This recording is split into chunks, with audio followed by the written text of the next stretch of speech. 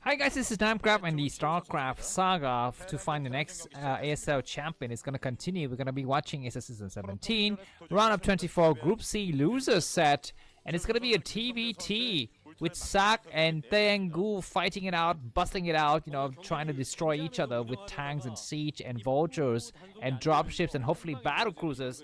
And that's something we're going to be looking forward to in this game. And the map is going to be none other than Blitz Y. That's right, you can see this map on the bottom left corner of the screen. It's got this kind of nice elevated area in the middle where a lot of fights will happen. We have a very narrow corridor connecting the northern and the southern parts, and a super base with 3 minerals and 2 gas. So basically that's what it is. And you know what? Even though, okay, the guy looks like he's not actually putting some hat on top. It looks like that was like an overlay that was added on to by the designers, or not designers, but by the studio, I don't know, operator or whatever.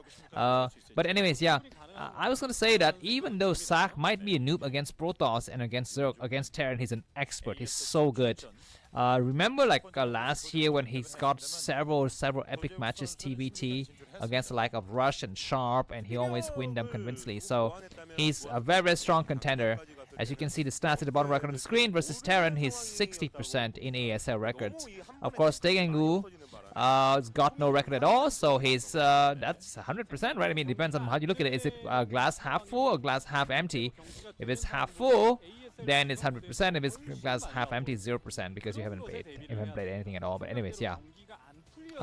Yeah, looks like we're gonna be having what is it? Just mirror build, slightly mirror build from both of these players, going for gas after barracks. Earlier scouter from Ssak because he's the better player.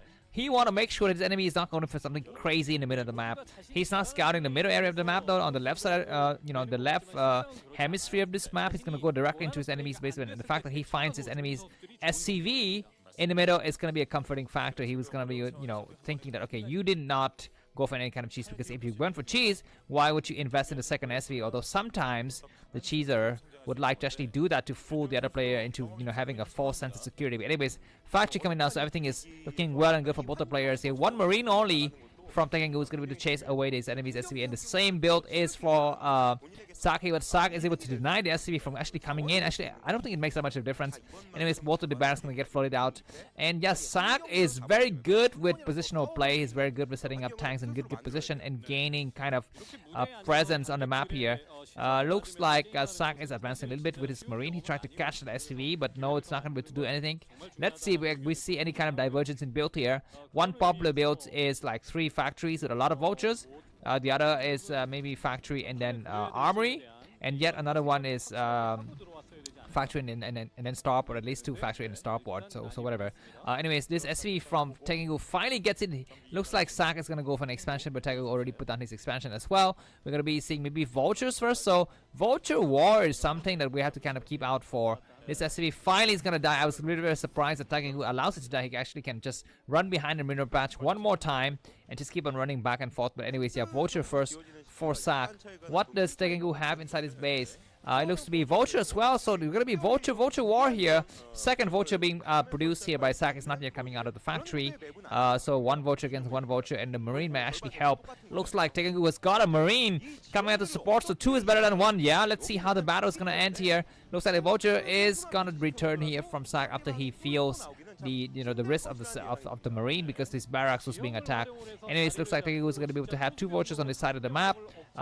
You know, complete mirror image for both of these players. Now the fact that this map, you know, the base are not, of course, it's mirror image, but it's not even on the bases. You know, so the base in the middle, only 1 guy can take, right? So the base at the 9 o'clock position, only 1 player can take. So that's gonna be the key feature. Of course, this game might end before we actually get to those bases. So let's see. Looks like TaeNgGu is going to be coming out with 2 vultures. Going to attack first, but he's got only 2 vultures. He tried to take out his enemy's 1 single vulture, and then he had to run now. Oh, no, it's okay. He's trying to attack anyways. Do we have any kind of, you know, a reinforcing vulture? We going to be had just identical vultures moving here, but that's going to be TaeNgGu who's going to be running back. He tried to do some dancing shot, but that's going to be a mistake. He's not able to take out his enemy's vulture, and Ssak is up 1 vulture. He's up one vulture. His enemy's got another vulture. He's gonna be able to see the incoming vultures with his kind of fleeting vision here. He's returning home. The barracks is gonna land. No, it doesn't land. It's gonna just be on high ground. Two vultures from Ssak. The third one comes out. This vulture is gonna get repaired. One marine is helping out as well, and he clears one of his enemies' vultures. So the number of vulture count kind of resets for both the players, and you can see that in the supply count. They're very evenly matched here. 3 factories coming down for Ssak, and TaeNgGu is going to be going for just 2 factories for now. He might add on 1 later. He's got something on the bottom side. I'm not so sure what that is. Maybe another factory. Yeah, anyways. Cancelling a factory though from Ssak. Very interesting. He's got more information, so he's going to cancel. That's going to be just a supply depot. Goliath's coming out first. Goliath built with armory. So looks like TaeNgGu's gonna try to go for faster upgrades. These 3 factories from Ssak though need to do some kind of damage. I actually don't know much about TVT, so let me know if in this kind of situation, is there a ticking bomb or ticking timer for Ssak? I need to do some damage with his 3 factories, or it's just fine. Of course, he's not upgrading anything. I don't think he's got an armory, right? I think he might have. No, I don't think he's here. Saw the armory. So I think TaeNgGu is gonna be able to upgrade first. He's not spinning his armory though. So anyways, I don't think that's that much difference between these 2 players in terms of positioning and advantages. But anyways, 1 tank coming out for Ssak, so he's gonna stop producing vulture. The tank's gonna try to go to his left side to gain a little bit more ground here. 2 Goliaths. What is the purpose of building early Goliaths and even 2 Goliaths, not just 1? Looks like armory coming out for Ssak as well. 4 vultures and 1 tank. And TaeNgGu's got 1 tank, 3 Goliaths, and 3 vultures. So I think he's doing fine. But he's gonna be on the low ground at least temporarily. And it's gonna be which players got siege first. Floating barracks for I guess both of our players. And Ssak is gonna be looking forward to take his 3rd base before his enemy. TaeNgGu is going to be on the low ground. He's going to be waiting for a scanner. He doesn't have a scanner just yet. Both of the factories add-ons going to be spinning, and Ssak has a temporary positional advantage.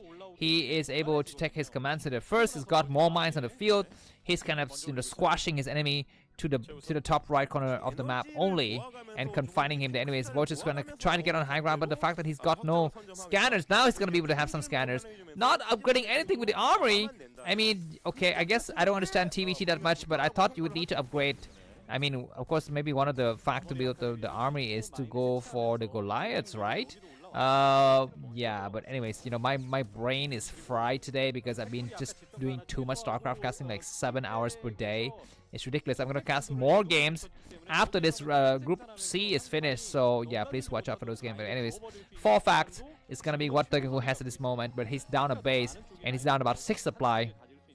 But like I mentioned to you in my previous cast, I personally don't feel that supply difference is not that. I mean, of course, a huge supply difference makes a difference, but a small supply difference is not that scary in TVT here. And looks like TaeNgGu is going to be able to take his own command center as well. And yeah, looks like Ssak is retreated, so he's not going to just go further and deny his enemy from expanding. He's going to allow his enemy to expand, which is fine.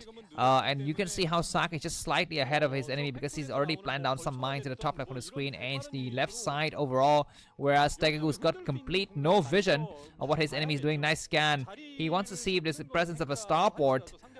There is no starport in sight, and yeah, now it looks like TaeNgGu is going to finally come out on this left side and start to exert a little bit of presence. He clears some mines. He does a scan to see this enemy is going to be put down tanks, and yeah, every TVT that has Ssak in it is very emotional. It's very, very tragic. It's very epic. Yeah, and and finally we might get a Starcraft game that drags towards this left side of Blitz squad, because we normally don't go to this left side at all.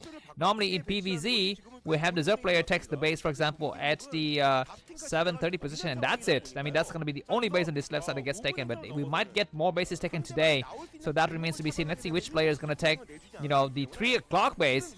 That's going to be hilarious. It's going to be hilarious if we have battle cruisers on over at base. But anyways, looks like Ssak has already started to mine from his new base, whereas TaeNgGu is not. TaeNgGu is temporarily ahead of supply though, about 10 supply more. But maybe that is because Ssak just invested a lot of money to build like 3 more factories. Anyways, yeah, Vulture's getting destroyed in the corner. TaeNgGu is making sure that his side of the map is not like being flanked, or at least has some kind of vision for his enemy here. Very, very fast science facility What does that mean? That mean dropship, right? I guess not science vessel, just dropship. Yeah, but yeah, both the players are exerting a little bit of control on the left side of the map. Ssak has gone for a 4th command center already, whereas TaeNgGu has not gone for a 4th command center. TaeNgGu is the kind of a weaker player, the underdog here, but he's not doing so bad against Ssak. He's leading by about 10 supply. Maybe he's been practicing a lot, so that's good. Looks like Ssak's vision was revealed to us a little bit there. He didn't see the huge amount of enemy forces in the middle of the map. He didn't see the presence. No, he didn't see the status of the 3rd base. But it's gonna be time. Okay, looks like Ssak might be looking to drop. And TaeNgGu knows about his position. 2 Goliaths back home just to kind of hang out there and buy some time here. The 4th command center, I think, for Ssak should be completed soon, whereas TaeNgGu has not taken the command center. The fact that Ssak has got more presence on the map means that he can take bases closest to his enemy. That is a good thing, because what do we have a siege tank here?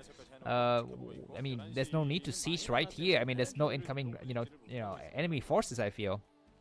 Anyways, the first dropship of the game is going to be coming out. Let's see if Ssak decides to use it. TaeNgGu is also paying very close attention to that dropship. He wants to know where it goes to exactly. His position Goliaths in several locations. I mean, this is a nice strategy as well for TaeNgGu, but he's gonna be a little bit short on the army on the ground. Using 4 Goliaths back home to prevent a single dropship is kind of not so good when your enemy's got huge terrain, back in the middle here with lots of tanks and vultures. Have to push forward with +1 weapons. He's got a low ground disadvantage, but what's on the high ground? 4 tanks need to actually target the fire his enemy tanks, and Ssak destroys everything he gains his high ground. But it's actually not that important, because TaeNgGu is not taking the base here. He's taking the base way far back, so even if he loses area, it's going to be just fine. Vulture's going to try to surround one of his enemy's tanks here, and the Vultures drive each other away, and TaeNgGu lost a couple of inches. I mean, this is like the war between, I don't know, 2 countries. Like my country and our northern neighbor. We fight over centimeters of land. We gain like a few centimeters, we lose them next year, and the next year, the year after that, we lose a little bit more, and then the enemy would try to place a flag on it to kind of what is the word, legitimize their rule, I guess, and stuff like that. Anyways, triple dropship from TaeNgGu, who's gonna try to go for a counter attack. He's behind by about 5 or 6 supplies to the game is kind of swinging back and forth very often. We actually don't know who's got actually in the lead now.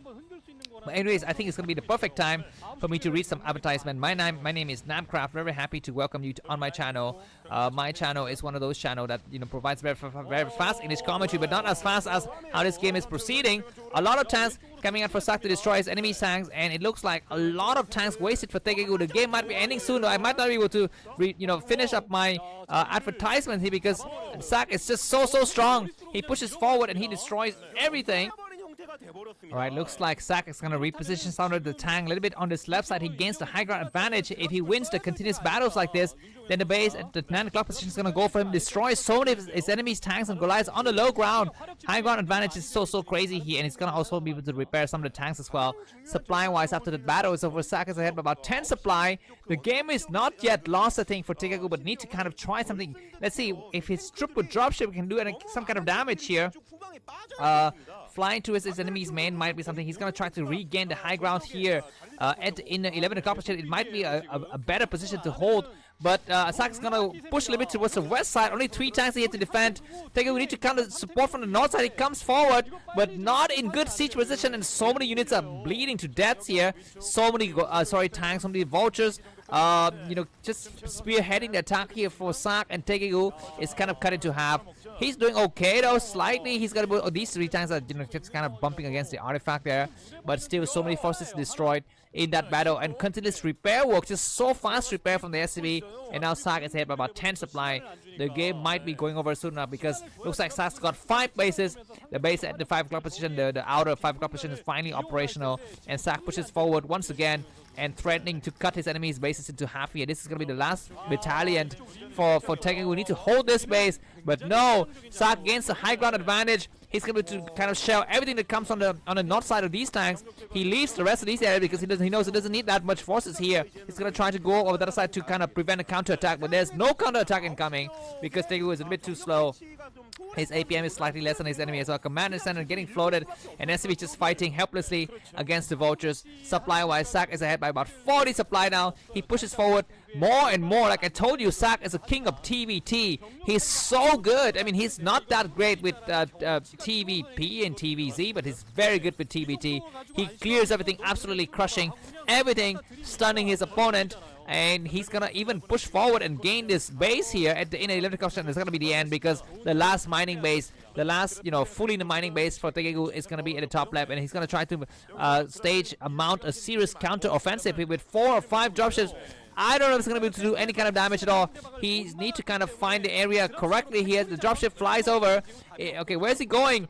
He needs to. Okay, he's gonna fly here just to avoid detection. The barracks sees this shit, and now Ssak's gonna return, or he's gonna try to just push forward. Anyways, this drop might be successful. Oh my God, he's not loading anything here. He goes in the man. There's some mine though.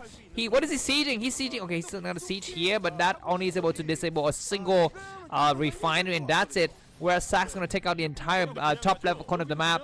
Ssak pushes forward and clear out the rest of his enemy's tanks. Of course, the tanks are siege position here.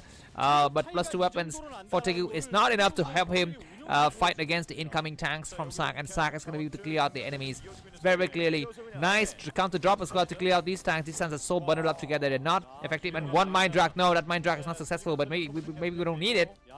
There's another drop now, and Ssak is just so fast. He's so fast and pushing forward just relentlessly. The game's gonna end in any second. If you like this, guys, please of coffee, and we're gonna be heading towards the final game. It was very, very nice to be with you, and we're gonna be having a small break before we go to the next groups. I guess we should have the final set, but let's look for more Starcraft matches next week. We will not have them anymore, at least not from ASL. We're gonna be having them from some other tournaments like the SCBN tournament. I'm gonna be casting. Anyways, looks like TaeNgGu is not giving up just yet. He's gonna fight like fantasy. He's gonna fight until the last drop of blood, from his forehead is gone. He's gonna drop here, and that's gonna be just a desperate attempt. Nothing remaining. Ssak is leading about 100 supply now, and GG from TaeNgGu. See you soon. Bye bye.